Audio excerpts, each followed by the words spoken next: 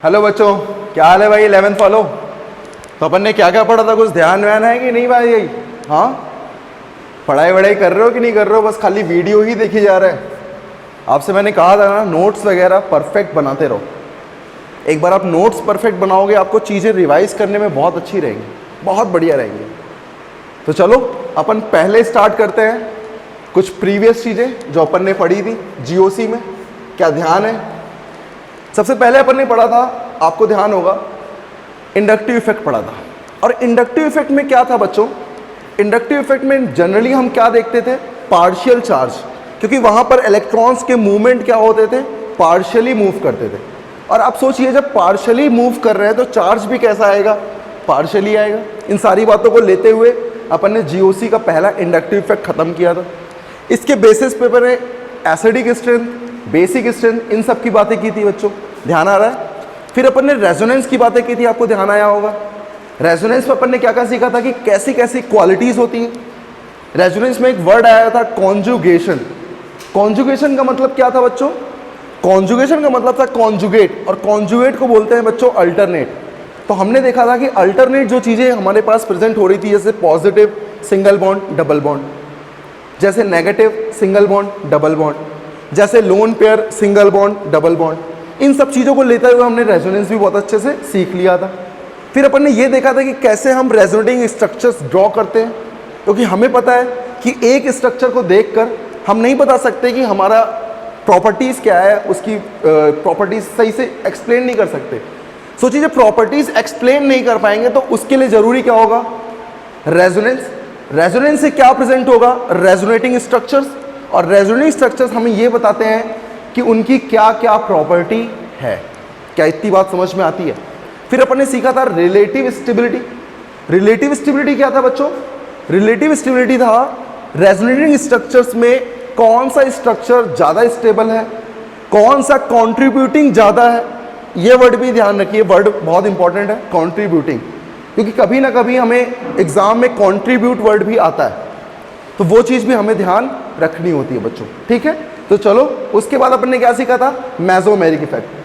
Previous lecture में अपन mesomeric की ही बात कर रहे थे, और मेसोमेरिक में मैंने एक चीज़ आपको बताई थी कि यहाँ पर भी इलेक्ट्रॉन का मूवमेंट ही होता है, बट इंडक्टिव और मेसोमेरिक में एक ही डिफरेंस है। इंडक्टिव इफेक्ट में इलेक्ट्रॉन सिग्मा बॉन्ड के थ्रू पार्शियली जाते थे, लेस ईएन से मोर ईएन, यह आपने पढ़ रखा है।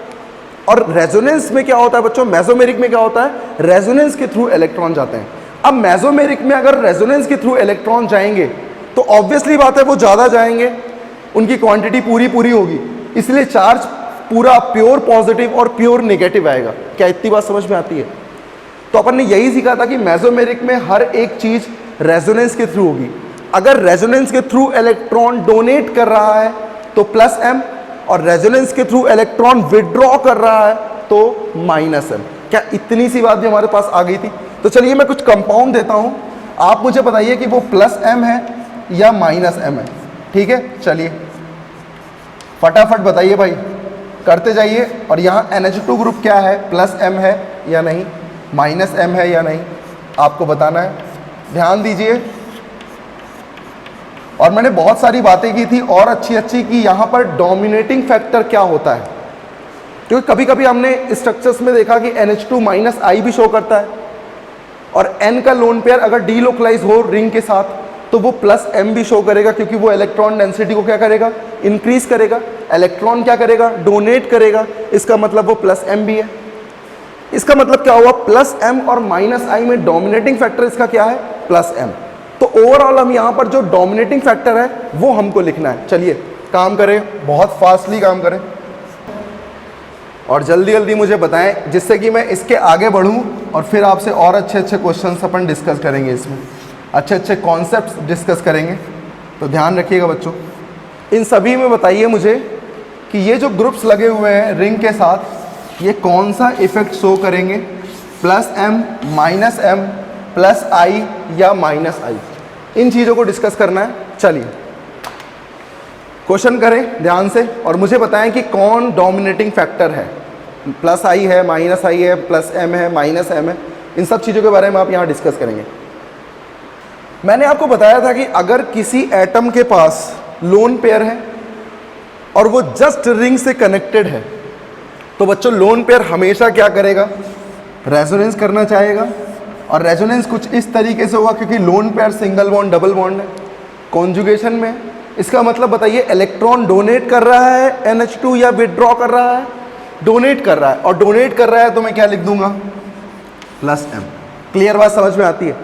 चलिए, COO माइनस, क्या हमने इसको दो तरीके से पढ़ा था, +I भी शो करता है और रिंग से इलेक्ट्रॉन डोनेशन या विदड्रॉइंग की वजह से -M भी शो करता है, क्योंकि यहाँ पर रेजोनेंस विदड्रॉइंग फैक्टर है। ध्यान दीजिए आप, रेजोनेंस की जो डायरेक्शन है वो हमने कैसे डिसाइड की, C double bond C less electronegative है, C double bond O more electronegative है। इसका मतलब इलेक्ट्रॉन हमेशा लेस इलेक्ट्रोनेगेटिव से मोर इलेक्ट्रोनेगेटिव की तरफ जाएंगे। इसका मतलब ये -M भी शो कर सकता है। लेकिन डोमिनेटिंग फैक्टर क्या था यहाँ पर, +I। तो ध्यान रखिए, हमारे पास कभी भी COO माइनस आए तो आप हमेशा कौन सा फैक्टर लगाएंगे, +I। क्लियर है? यहाँ पर इसके पास लोन पेयर भी होते हैं, लोन पेयर होते हैं, तो बताओ ये लोन पेयर डिलोकलाइज भी कर सकता है।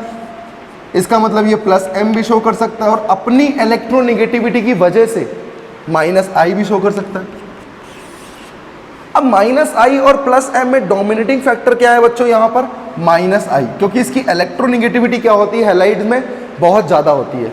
इसीलिए हम लोन पेयर की वजह से क्या बोलते हैं कि ये ऑर्थो पैरा डायरेक्टिंग है। मैंने बताया था आपको कि जब रेजोनेंस होगा तो लोन पेयर में इलेक्ट्रॉन नेगेटिव कहाँ आएगा, ऑर्थो पे, पैरा पे, ऑर्थो पे। ये सारी बात अपन ने प्रीवियस लेक्चर में कर रखी है। तो बताइए, अगर कोई डोनेट करता है तो उसे हम क्या कहते हैं, एक्टिवेटिंग ग्रुप। लेकिन अगर मान लीजिए विदड्रॉ कर रहा है ओवरऑल फैक्टर, ओवरऑल फैक्टर का मतलब -I मान लीजिए 10 लग रहा है तो +M 7 ही लग रहा होगा।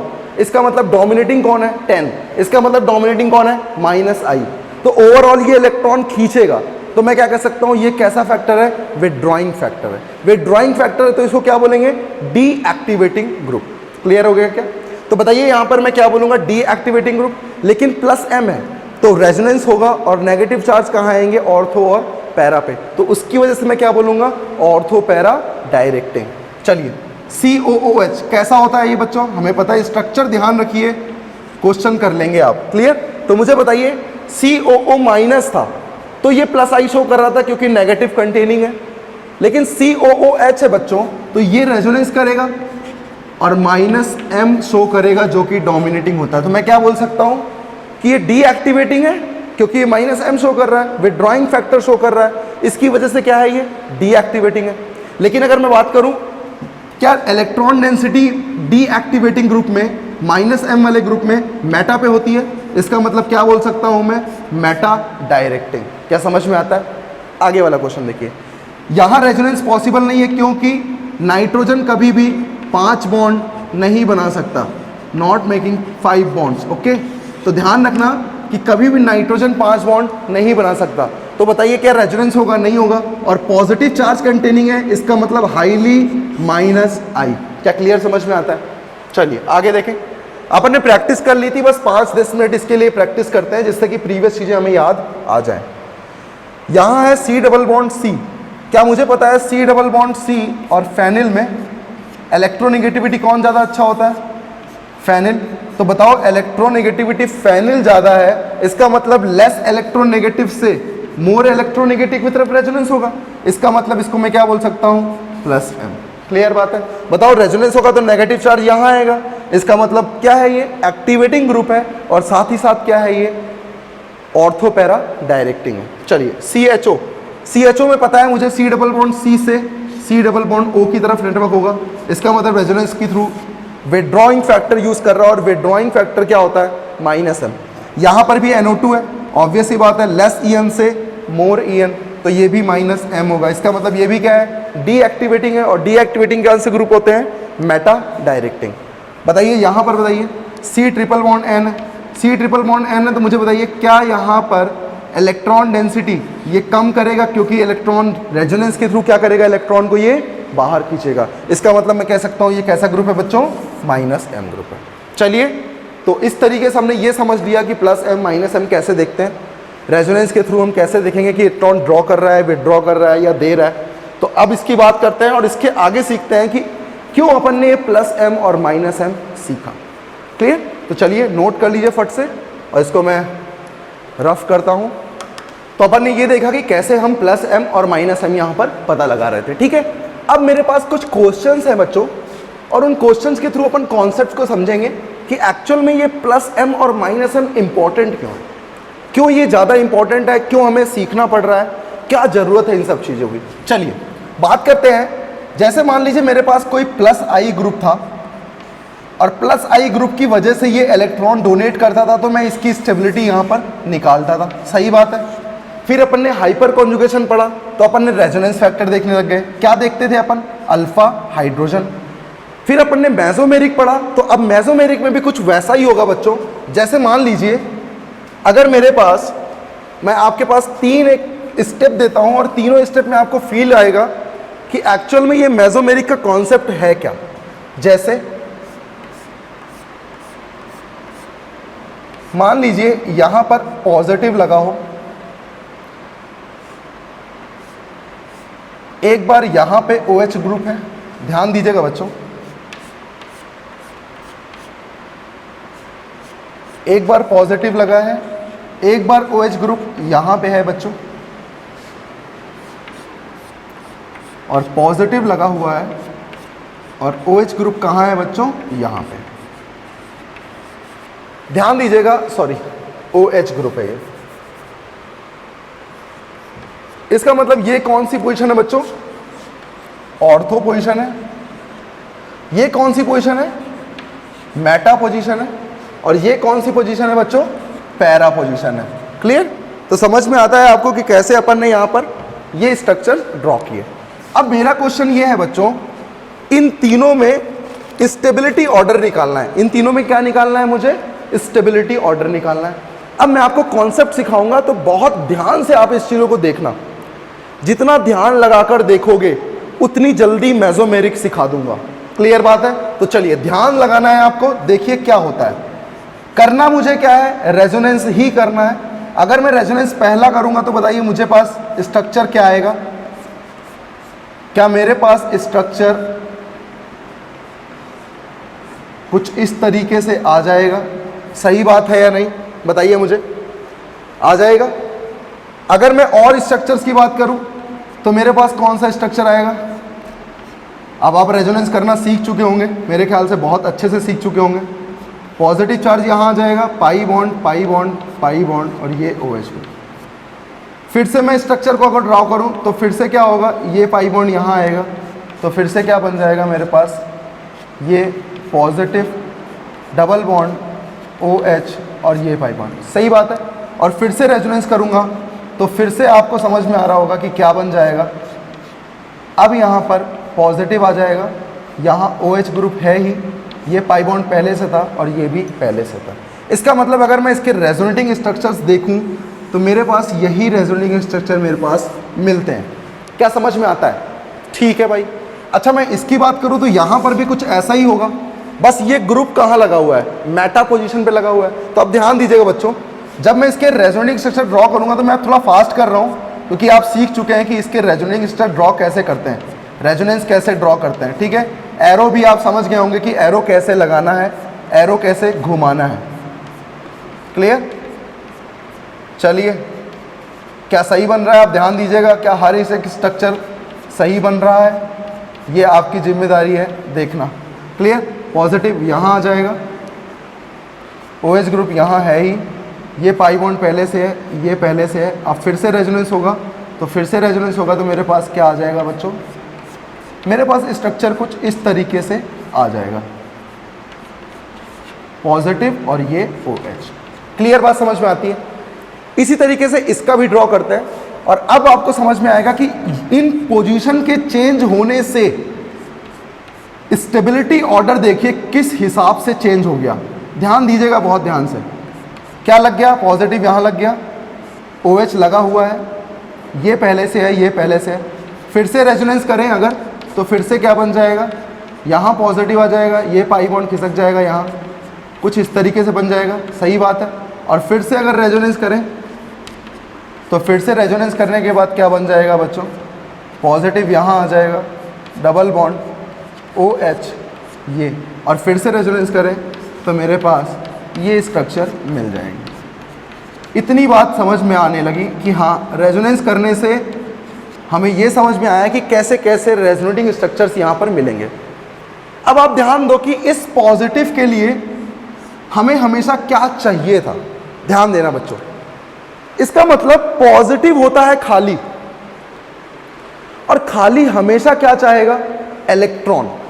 इलेक्ट्रॉन वो लविंग होता है, इलेक्ट्रॉन लविंग का मतलब उसके पास इलेक्ट्रॉन की कमी है, इसीलिए वो उसको क्या चाहता है कि हमारे पास जितने ज़्यादा इलेक्ट्रॉन आए उतना बेस्ट है।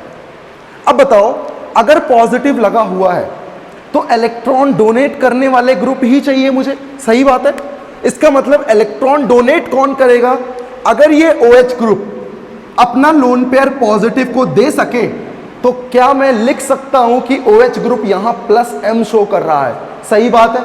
क्योंकि अब मैंने देखा कि जैसे ही मैं इस स्ट्रक्चर में आया, यहां पर O का लोन पेयर इस पॉजिटिव को डोनेट कर सकता हूं, क्योंकि loan pair single bond positive resonance की कंडीशन होती है।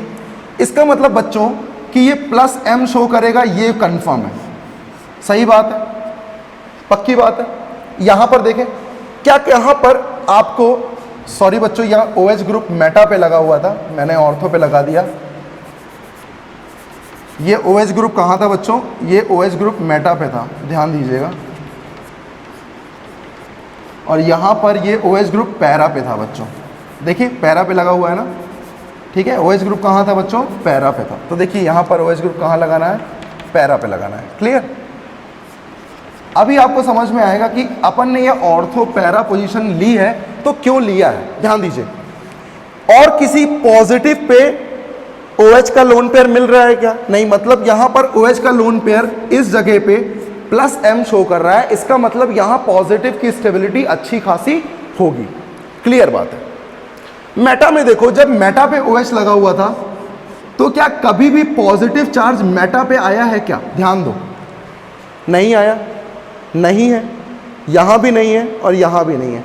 इसका मतलब क्या ये OH ग्रुप इलेक्ट्रॉन डोनेट कर पाएगा, नहीं। इसका मतलब जब इलेक्ट्रॉन डोनेट नहीं कर पाएगा तो मुझे बताओ बच्चों, OH ग्रुप क्या क्या करता है। OH ग्रुप +M भी शो करता है और -I भी शो करता है बच्चों, ये हमने सीख रखा है, क्योंकि C डबल बॉन्ड C है और OH है। अब अपने आप को चीज़ों को मिक्स करना है बच्चों, इसीलिए मेसोमेरिक के क्वेश्चन बहुत अच्छे बनते हैं, और उन मिक्स करने का तरीका मैं आपको बताने वाला हूं कि कैसे इनको मिक्स करके क्वेश्चन को सॉल्व करते हैं। OH ग्रुप कहाँ है, मेटा पे है, और मेटा पे कभी भी पॉजिटिव चार्ज आएगा नहीं, इसका मतलब यहां सिर्फ और सिर्फ -I लगेगा। क्या इतना समझ में आता है, पक्की बात है। चलिए पैरा पे समझते हैं, क्या मेरे पास पॉजिटिव यहां पर आया है और पॉजिटिव यहां पे आया है और पॉजिटिव यहां पे आया है, इन्हीं 3 पोजीशन पे आया, देख सकते हैं आप।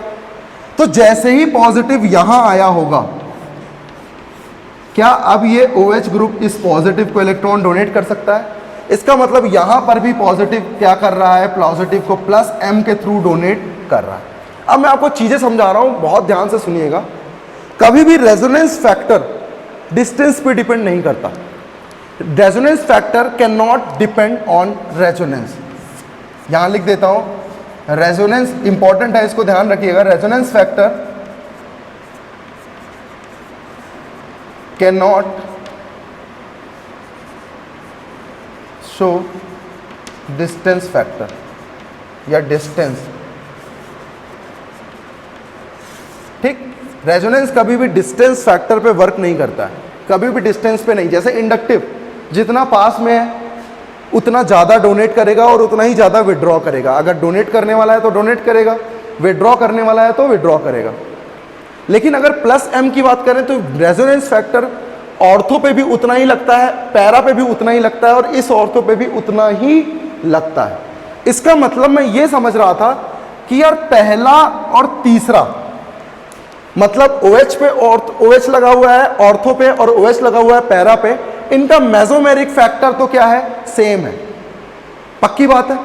इंडक्टिव -I शो कर रहा है, मतलब ओवरऑल यहां पर इलेक्ट्रॉन विड्रॉ कर रहा है, इसका मतलब सबसे कम स्टेबल कौन सा होगा, सेकंड। सबसे कम स्टेबल कौन सा होगा, सेकंड। क्यों होगा, क्योंकि कभी भी सेकंड में इलेक्ट्रॉन डोनेट नहीं हो रहे हैं। क्या सही बात है? फर्स्ट और थर्ड में इलेक्ट्रॉन डोनेट हो रहे हैं। तो अब ध्यान दो कॉन्सेप्ट, फर्स्ट और थर्ड को कंपेयर कैसे करेंगे? तो ध्यान दें, when mesomeric factor is same, when mesomeric factor is same, answer given by inductive effect. तो क्या लिखोगे? यहां नोट करके लिख लो, when mesomeric factor is same, then answer given bye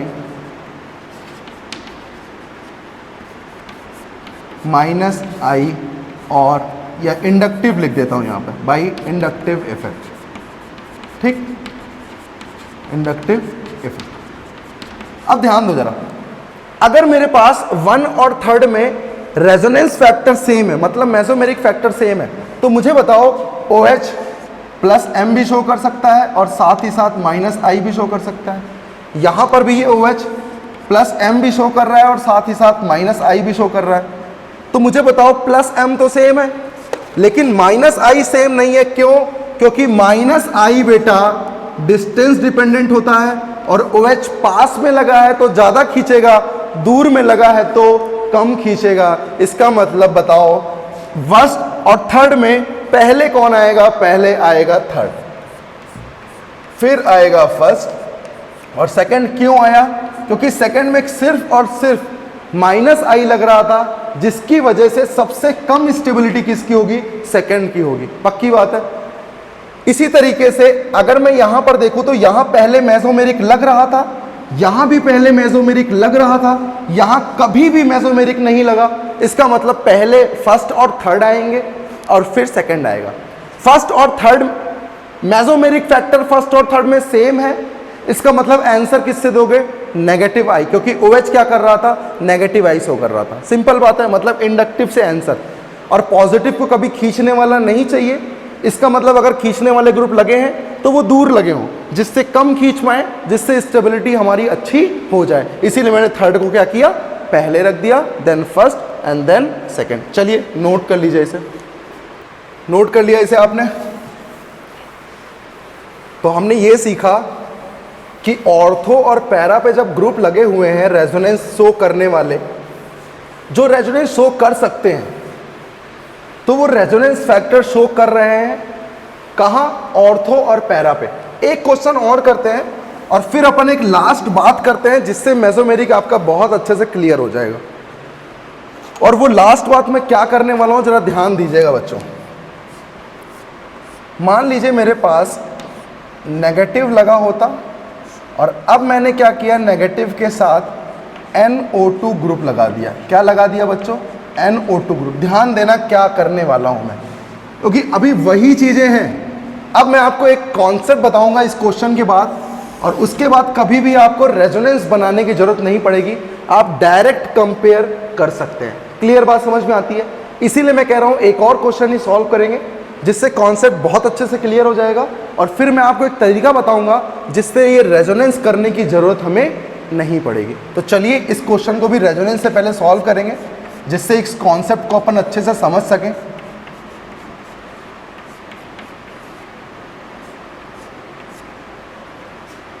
यहां मैंने क्या किया? पैरा पे लगा दिया। कहां लगा दिया? पैरा पे। जैसे मैंने OH ग्रुप को लगाया था, अब मैं क्या कर रहा हूं? एक -M ग्रुप को लेकर चल रहा हूं, जिससे मैं अपने कॉन्सेप्ट को प्रूफ कर सकूं कि कॉन्सेप्ट ऐसा है और ऐसा क्यों है, ये आपके सामने क्लियरली दिखेगा। ठीक, तो चलिए रेजोनेंस करते हैं। सबसे पहले रेजोनेंस करेंगे तो बताओ सबसे पहला जो रेजोनेटिंग स्ट्रक्चर बनेगा, क्या वो ये बनेगा? क्या इतना समझ में आने लगा है अपने आप को? क्लियर बात है। फिर उसके बाद जब हम रेजोनेंस करेंगे तो ध्यान दो, बहुत अच्छे से ध्यान दो बच्चों। फिर से क्या बन जाएगा मेरे पास? फिर से मेरे पास ये बन जाएगा। NO2 ग्रुप जहां लगा है वहीं लगा रहने दो, क्योंकि अभी आपको क्लियर हो जाएगा कि ये NO2 ग्रुप कर क्या रहा है और इसका प्रोसेस क्या क्या है। क्लियर? फिर से मैं रेजोनेंस करूंगा, तो रेजोनेंस करने के बाद क्या होगा? आपको रेजोनेंस करना बहुत अच्छे से आता है बच्चों, बिल्कुल ध्यान दें। रेजोनेंस करना बहुत अच्छे से आता है, आप इसको भूले नहीं। जितनी प्रैक्टिस करेंगे उतना बेस्ट है। समझ में आ रही है बातें? जितनी प्रैक्टिस करेंगे उतना बेस्ट है बच्चों। फिर से क्या होगा, फिर से रेजोनेंस करने के बाद क्या बन जाएगा यहाँ पर, नेगेटिव बॉन्ड बॉन्ड बॉन्ड और ये NO2। इतनी बात समझ में आती है, पक्की बात, क्लियर। अब मैं इसी तरीके से यहाँ पर देखूंगा। यहाँ पर मैंने देखा तो मुझे पता है कि अगर मैं रेजोनेंस करूँ तो मुझे बताओ नेगेटिव यहाँ आएगा पहली बार, मेटा पे लगा हुआ है, अब ऑर्थो पे नहीं है, मेटा पे लगा हुआ है NO2। फिर से नेगेटिव डीलोकलाइज करेगा और फिर कहाँ आएगा, चार्ज पैरा पे आ जाएगा, पाई बॉन्ड यहाँ आई है, NO2 मेटा पे लगा हुआ है, वहीं लगा रहेगा। और फिर से रेजोनेंस करेंगे तो फिर से घूम के कहाँ आ जाएगा, ऑर्थो पे, और ऑर्थो के बाद फिर चला जाएगा टॉप पे। तो देखो मैंने रेजोनेंस करना आपको बहुत अच्छे से सिखा दिया बच्चों, भूलना नहीं है, प्रैक्टिस करते रहना है। इसीलिए मैं बार बार रेजोनेंस कर रहा हूँ कि आप भी मेरे साथ साथ रेजोनेंस करें।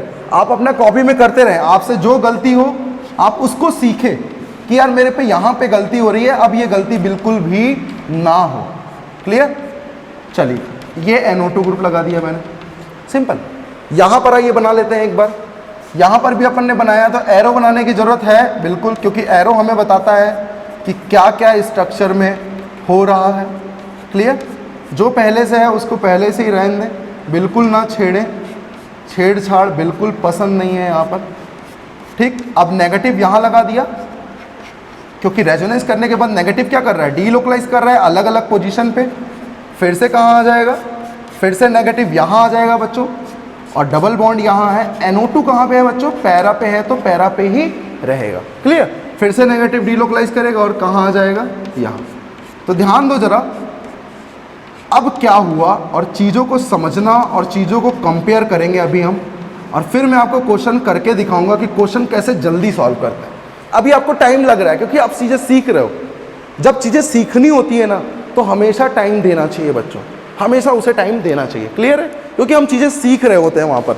लर्निंग पोजीशन बहुत अच्छी होती है, लर्निंग स्टेज बहुत अच्छी होनी चाहिए। देखिए अगर ये NO2 ऑर्थो पे लगा है तो चार्ज ऑर्थो पे कहीं ना कहीं आ रहा है, बिल्कुल आ रहा है। इसका मतलब ये नेगेटिव क्या कर सकता था, ये नेगेटिव क्या कर सकता था बच्चों, ध्यान दो। क्या ये नेगेटिव रेजोनेंस कर सकता था NO2 के साथ, और NO2 के साथ रेजोनेंस कर रहा है, इसका मतलब NO2 ग्रुप रेजोनेंस के थ्रू इलेक्ट्रॉन खींच रहा है। इसका मतलब ये कैसा ग्रुप है, -M ग्रुप है। और इस नेगेटिव को क्या चाहिए, इस नेगेटिव को यही चाहिए कि कोई विड्रॉइंग फैक्टर लगा हो, कोई विड्रॉइंग ग्रुप लगा हो। और विड्रॉइंग ग्रुप है कौन सा, NO2। लेकिन कब, जब ये ऑर्थो पे लगा है, मेटा पे लगा है। तो क्या ये मेटा पे कभी भी चार्ज मेटा पे आ रहा है क्या, ध्यान दो, कभी भी चार्ज मेटा पे आ रहा है क्या, नहीं। इसका मतलब ये सिर्फ और सिर्फ -I ही शो कर सकता है, इंडक्टिव ही शो कर सकता है। यहां पर देखो नेगेटिव डीलोकलाइज होके कहां आया है बच्चों, आप ध्यान दे रहे हो, पैरा पे आया है। क्या आपने ध्यान दिया इस फिगर में? इसका मतलब इस स्टेज पे भी नेगेटिव क्या करता, रेजोनेंस करता।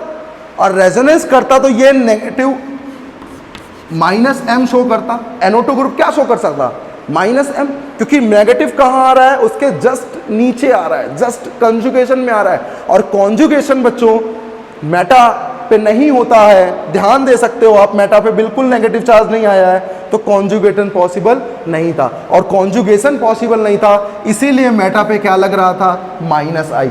OH ग्रुप को भी आप ध्यान में रखो, तो वहां पर भी मेटा पे क्या लग रहा था, -I, क्योंकि OH ग्रुप -I शो करता है। मतलब ये कह सकता हूं मैं कि ऑर्थो और पैरा पोजीशन पे अगर रेजोनेंस फैक्टर शो कर सकता है तो वो जरूर शो करेगा, और मेटा पोजीशन पे अगर वो रेजोनेंस फैक्टर शो भी कर सके या कर सकता है तब भी वो शो नहीं करेगा। क्यों नहीं करेगा? क्योंकि मेटा पोजीशन पे कभी भी चार्ज नहीं आता है, और चार्ज नहीं आएगा तो वहां रेजोनेंस नहीं होगा, और रेजोनेंस नहीं होगा तो वो सिर्फ और सिर्फ इंडक्टिव शो करेगा, या तो +I शो करेगा या -I शो करेगा। सिंपल सी बात समझ में आती है? तो मुझे बताओ इस नेगेटिव की स्टेबिलिटी के लिए क्या चाहिए था, इस नेगेटिव की स्टेबिलिटी के लिए हमें चाहिए था जितने ज़्यादा विड्रॉइंग फैक्टर हो, जितने ज़्यादा विड्रॉइंग फैक्टर लगे होंगे, जैसे -M, जैसे -I, उतना ज़्यादा ये स्टेबल होगा।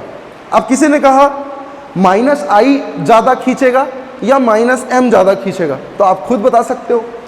सिग्मा बॉन्ड के थ्रू खींचना बहुत छोटी क्वांटिटी होती है, थोड़ी थोड़ी क्वांटिटी होती है, और रेजोनेंस के थ्रू खींचना पूरा पूरा रेजोनेंस वहाँ पर शो करता है। इसका मतलब बच्चों 1 और 3 पहले आएंगे स्टेबिलिटी में, क्योंकि नेगेटिव की स्टेबिलिटी हम देख रहे हैं, और माइनस आई सबसे लास्ट आएगा क्योंकि ये सबसे कम खींच पा रहा है।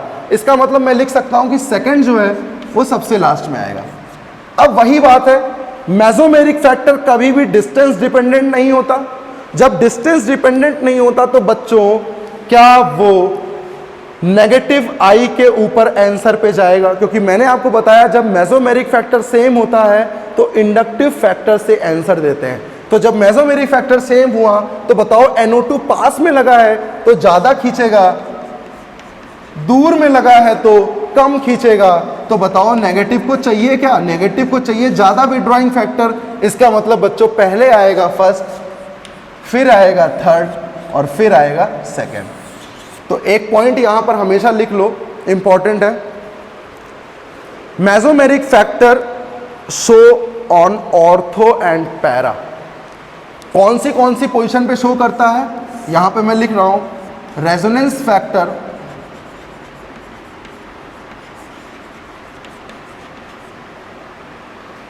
Show on position ortho and para. अगर ऑर्थो और पैरा पे कोई ग्रुप लगे हैं जो रेजोनेंस फैक्टर शो कर सकते हैं तभी वो रेजोनेंस शो करेंगे। अगर वो मेटा पे लगे हैं तो वो चाह कर भी रेजोनेंस फैक्टर शो नहीं कर सकते। आपने यहां पर देख लिया, इसीलिए मैंने ये एग्जांपल बनाकर दिखाए जिससे आपको खुद प्रूफ हो कि हाँ यहां पर ये क्वालिटी है, यहां पर ये चीजें हैं, इसीलिए यहां ऐसा ऐसा हो रहा है। क्लियर है? तो यहां एक चीज नोट करो, पहले आंसर नोट करो इनके तीनों के, और फिर ये पॉइंट लिखो, और फिर मैं आपको एक शॉर्ट तरीका बताता हूं कि अपन जल्दी कैसे मेसोमेरिक फैक्टर के थ्रू आंसर निकालते हैं। नोट कर लो बच्चों इसको। तो अपन ने ये देखा कि मेसोमेरिक कहां शो होता है? सिर्फ ऑर्थो और पैरा पे।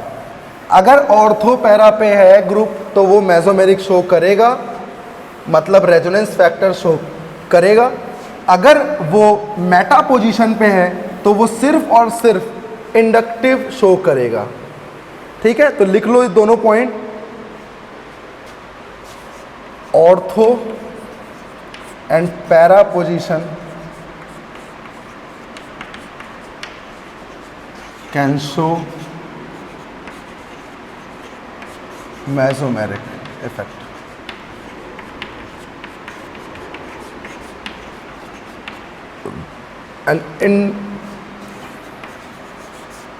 and meta position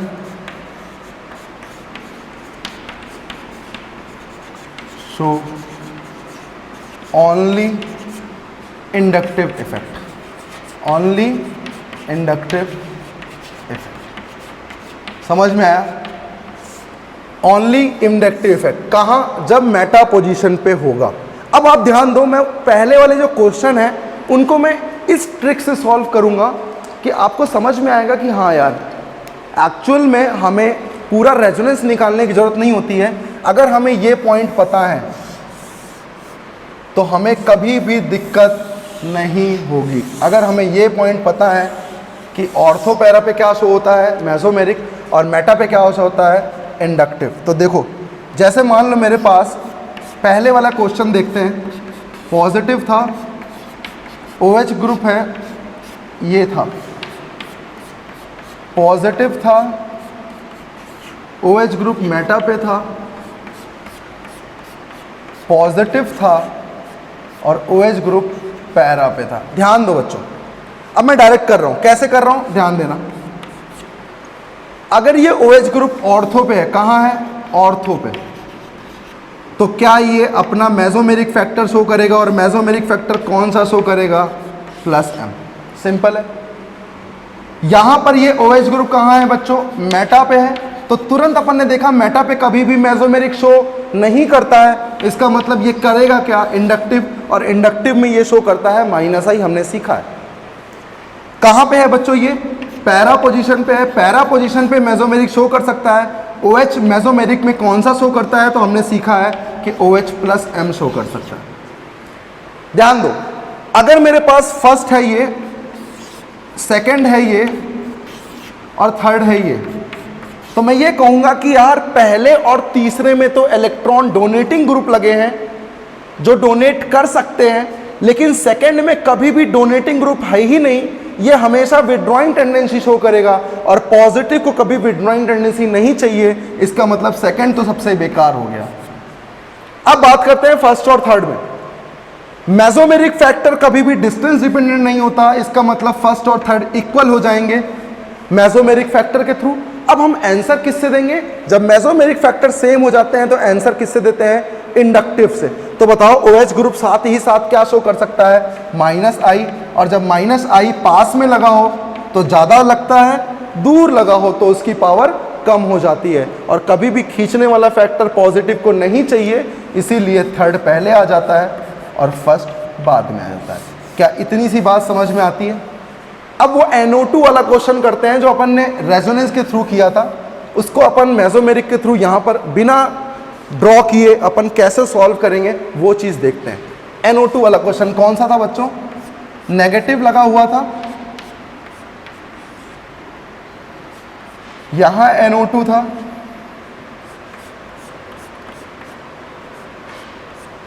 नेगेटिव लगा हुआ था, यहां NO2 था और नेगेटिव लगा हुआ था और नेगेटिव NO2 कहां पे था बच्चों? यहां पे था। ठीक है, अब इसको सॉल्व करते हैं। पूछा गया था नेगेटिव की स्टेबिलिटी। अब ध्यान दो जरा, नेगेटिव को क्या चाहिए? जितना ज्यादा विड्रॉइंग टेंडेंसी वाले ग्रुप लगे हों उतनी ज्यादा स्टेबिलिटी किसकी होती है? नेगेटिव की होती है। क्या सही बात है? क्या लिख सकता हूं मैं? क्या सबसे पहले NO2 को देखा तो NO2 कहां लगा है? ऑर्थो पे।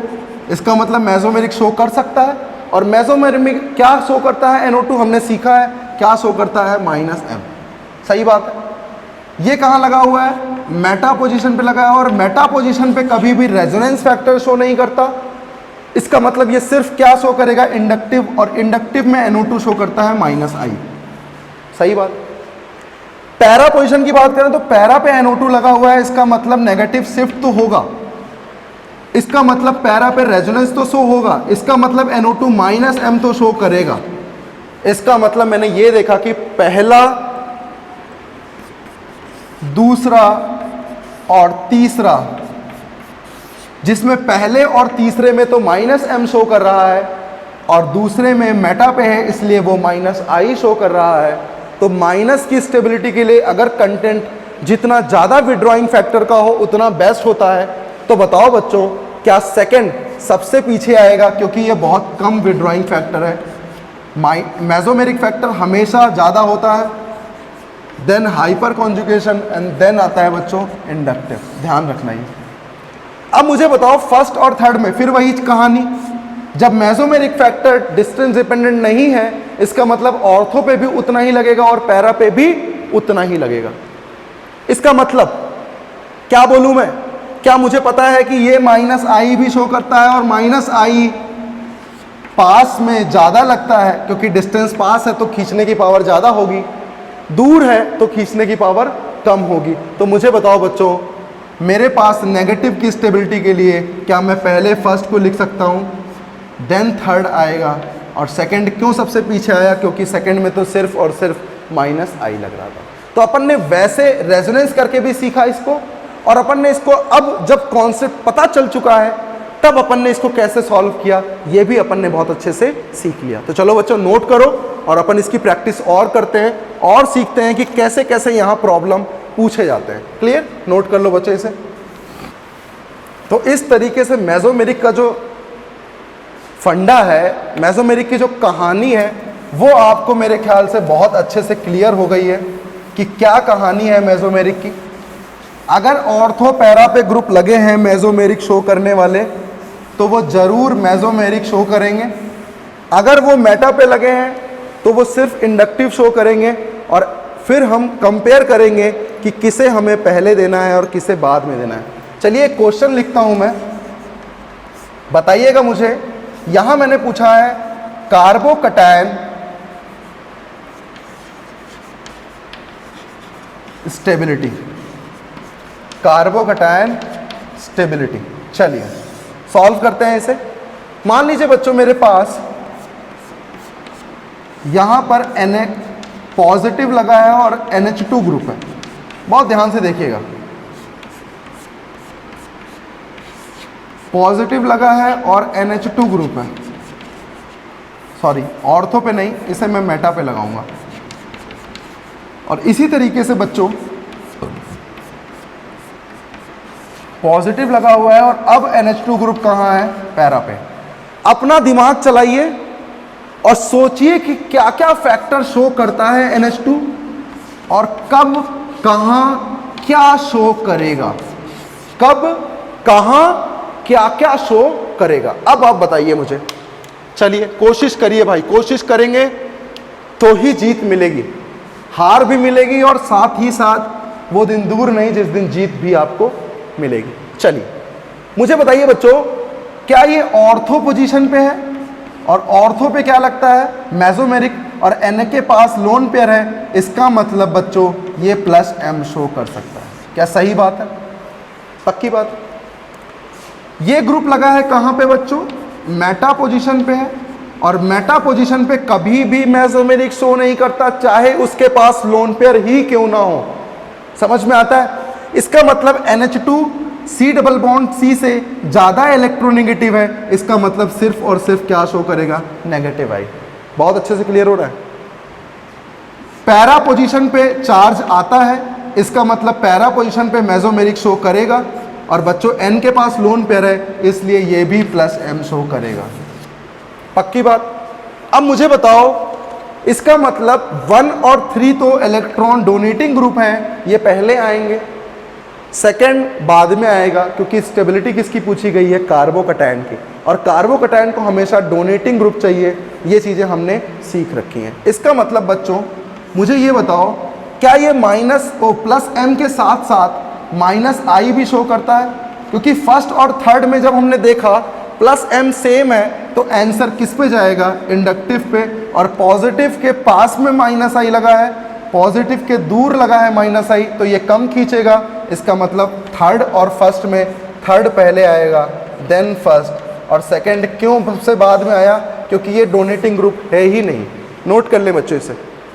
मान लीजिए ग्रुप अलग अलग लगे हों, तब क्या होता है? जैसे पॉजिटिव है और यहाँ पे मैंने लगा दिया NH2 ग्रुप।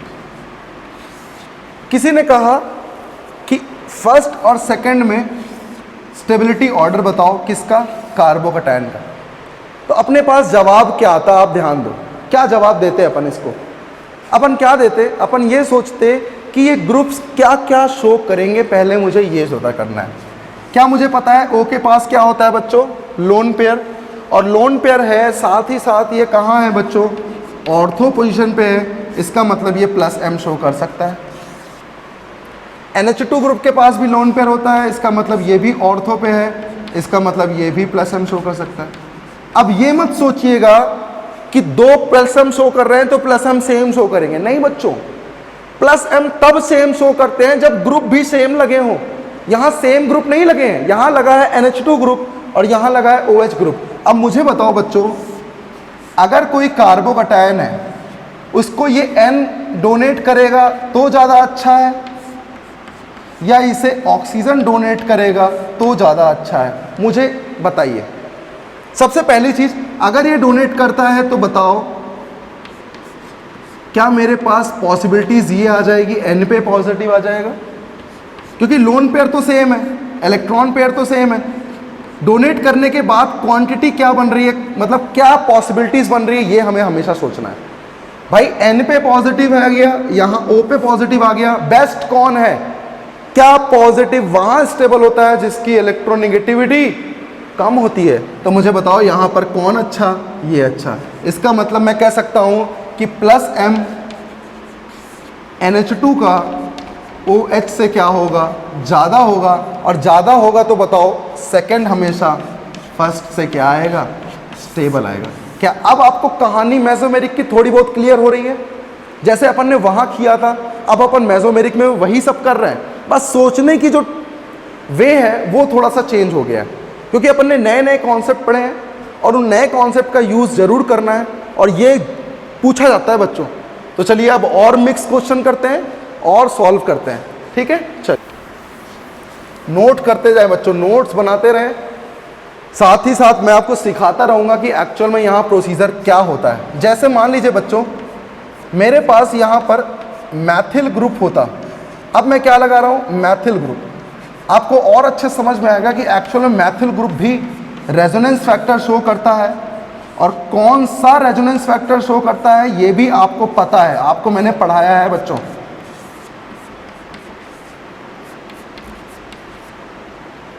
मुझे बताओ, अगर मुझे स्टेबिलिटी चेक करनी है 1, 2 और 3 में, तो सबसे पहले मैं ये देखूंगा कि पोजीशन कौन कौन सी है, ग्रुप कौन कौन से लगे हैं, और ये ग्रुप करते क्या क्या है। ये चीज़ें हमें हमेशा ध्यान रखनी है बच्चों। तो चलिए सबसे पहले फर्स्ट क्वेश्चन को देखते हैं। मुझे बताइए, ये पॉजिटिव ऑर्थो पर आ सकता है और पैरा पे आ सकता है, इसका मतलब यहाँ ऑर्थो पोजीशन है, ये प्लस आई तो शो करता ही है, लेकिन बच्चों अगर मेरे पास कोई एल्कीन है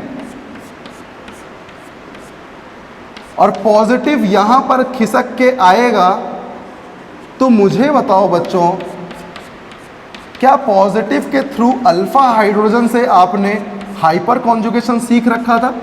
सही बात है, और हाइपर कॉन्जुगेशन सीख रखा था तो ये मैथिल क्या शो करेगा, प्लस एच। और हाइपर कॉन्जुगेशन किस पे डिपेंड करता था, अल्फा हाइड्रोजन पे। जितने ज़्यादा अल्फा हाइड्रोजन उतना ज़्यादा हाइपर कॉन्जुगेशन। तो बताओ मेसोमेरिक के बाद क्या आता है, हाइपर कॉन्जुगेशन, उसके बाद क्या आता है, इंडक्टिव इफेक्ट। इसका मतलब हाइपर कॉन्जुगेशन इंडक्टिव इफेक्ट से क्या है, ज़्यादा डोमिनेटिंग है। इसका मतलब मुझे बताओ, मैं इसको क्या लिखूंगा, dominating factor plus H. Meta पे कभी भी चाह कर भी ये प्लस एच नहीं शो कर सकता, इसका मतलब बच्चों ये सिर्फ और सिर्फ क्या शो करेगा, प्लस आई। सही बात है। पैरा पोजीशन पे बिल्कुल है, रेजोनेंस फैक्टर शो कर सकता है, इसका मतलब यहां भी क्या शो करेगा, ये प्लस एच। इसका मतलब फर्स्ट और थर्ड में बहुत अच्छी डोनेटिंग टेंडेंसी है, दिख रहा है मुझे, लेकिन सेकंड में डोनेट करने की टेंडेंसी कम है, क्योंकि हाइपर कॉन्जुगेशन नहीं है, सिर्फ और सिर्फ इंडक्टिव है। इसका मतलब फर्स्ट और थर्ड क्या होंगे, पहले आएंगे, सेकंड बाद में आएगा। अब बात आती है कि फर्स्ट और थर्ड में हाइपर कॉन्जुगेशन एक रेजोनेंस फैक्टर है जो कि सेम लगेगा, क्योंकि वो डिस्टेंस डिपेंडेंट नहीं होता है। इसका मतलब आंसर किससे देंगे, इंडक्टिव से। और मुझे बताओ, ये इंडक्टिव पास में लगा हो तो ज़्यादा अच्छा है, दूर लगा हो तो कम अच्छा है। इसका मतलब बच्चों stability order first, then third, then second. क्या समझ में आता है? बहुत अच्छे से क्लियर हो गया, नोट कर ले बच्चे इसे। नेक्स्ट क्वेश्चन करते हैं। तो अपन को समझ में आया कि कैसे अपने को हाइपर कॉन्जुगेशन को भूलना नहीं है भाई, क्योंकि वो भी एक रेजोनेंस फैक्टर है। और क्यों हाइपर कॉन्जुगेशन शो कर रहा है ऑर्थो पैरा पे, ये अपन ने देख लिया, क्योंकि चार्ज पॉजिटिव ऑर्थो पैरा पे ही आता है। मान लीजिए मेरे पास ये कार्बोकटायन लगा हो, और अब कहानी है CH3 की, फिर कहानी है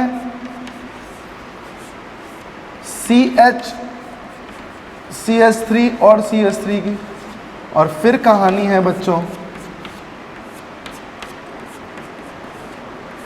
CH मैथिल मैथिल मैथिल। मतलब भाई CH3 CH3 CH3 लिख लो, वरना मैथिल एक जगह CH3 अलग लग रहा है। क्लियर? मान लीजिए मेरे पास ये है बच्चों, ठीक। अब मुझसे पूछा गया 1, 2 और 3 में स्टेबिलिटी ऑफ कार्बोकटायन बताओ। तो मुझे बताओ बच्चों, क्या सबसे पहले हम ये देखेंगे कि ग्रुप कौन से लगे हैं? बिल्कुल, ये प्लस एच शो कर सकता है क्योंकि ये ऑर्थो पे लगा है, रेजोनेंस फैक्टर शो कर सकता है। कितने अल्फा हैं? 3 अल्फा हाइड्रोजन है। आगे बढ़ते हैं, पॉजिटिव यही आएगा और यहां से अल्फा हाइड्रोजन ये होंगे, इसका मतलब ये भी हाइपर कॉन्जुगेशन शो कर सकता है, और 1 अल्फा हाइड्रोजन है। क्लियर बात है? यहां हाइड्रोजन नहीं है तो हाइपर कॉन्जुगेशन भी शो नहीं करेगा, इसका मतलब सिर्फ और सिर्फ प्लस आई शो करेगा। सही बात है। हाइपर कॉन्जुगेशन में अल्फा हाइड्रोजन जितने ज़्यादा होते हैं स्टेबिलिटी उतनी ही ज़्यादा होती है, सही बात। तो मुझे बताओ, मैं लिख सकता हूँ 1, 2 और 3।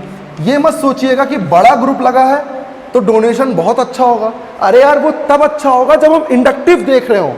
अब तो हम मिक्स देख रहे हैं सब कुछ, अब हमें सब कुछ मिक्स करना है। रेजोनेंस भी मिक्स देखना है, मेसोमेरिक भी मिक्स कर रहे हैं, इंडक्टिव भी मिक्स कर रहे हैं। तब अपने को हर चीज़ को बहुत ध्यान से करना है और बहुत एक्यूरेसी लेवल चाहिए। यहाँ पे एक्यूरेसी आपकी बहुत अच्छी होनी चाहिए भाई। क्लियर? चलिए नोट डाउन करिए इसे। एक और क्वेश्चन करते हैं यहाँ पर और अच्छे से क्लियर करते हैं। वैराइटीज ऑफ क्वेश्चन हम बहुत सारे करेंगे बच्चों, इसलिए घबराए नहीं बिल्कुल भी। मान लीजिए ये चीज मैं ऐसे करके लगा देता, पॉजिटिव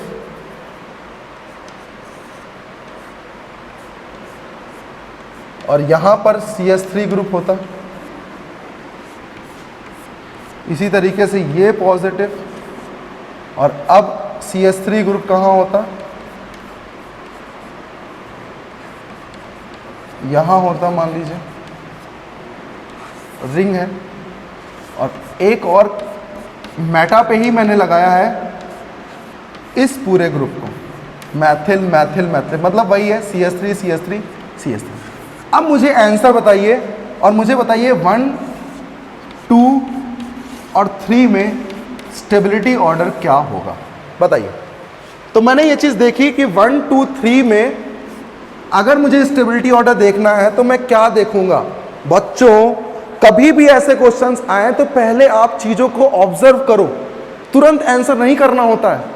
टाइम अच्छा खासा होता है, सोचने की क्षमता अच्छे से करो, देखो अच्छे से क्वेश्चन को, पोजीशन देखो कि पोजीशन कहाँ लगी है और पोजीशन पे ग्रुप क्या लगा हुआ है, हमेशा देखो।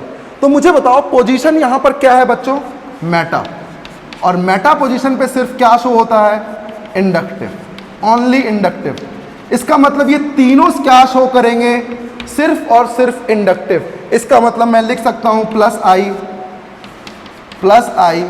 और प्लस आई। जब तीनों प्लस आई हैं तो बताओ प्लस आई किस पे डिपेंड करता है, क्वांटिटी पे। जितनी ज्यादा क्वांटिटी उतना ज्यादा प्लस आई। तो मुझे बताओ बच्चों सबसे ज्यादा स्टेबल कौन होगा, थर्ड, फिर कौन होगा, सेकंड, और फिर कौन होगा। तो कैसे आंसर चेंज हो जाते हैं पोजीशन चेंज होने से, ये आपने सीखा। तो आज अपन यही ओवर करते हैं। आज अपन ने बहुत अच्छे से सीखा कि कॉन्सेप्ट क्या होता है, काफ़ी अच्छे से फील किया मेसोमेरिक फैक्टर को, इंडक्टिव इफेक्ट से मिक्स किया, हाइपर कॉन्जुगेशन से मिक्स किया, और इसी तरीके से अपन आगे भी करते रहेंगे। ठीक है बच्चों, तो मैं सुभाष यादव समर्पण परिवार की तरफ से आपके साथ हमेशा जुड़ा रहूँगा। क्लियर है बच्चों? तो देखते रहें, फील करें और नोट्स बच्चों जरूर बनाएं। Okay, thank you guys, thanks for watching.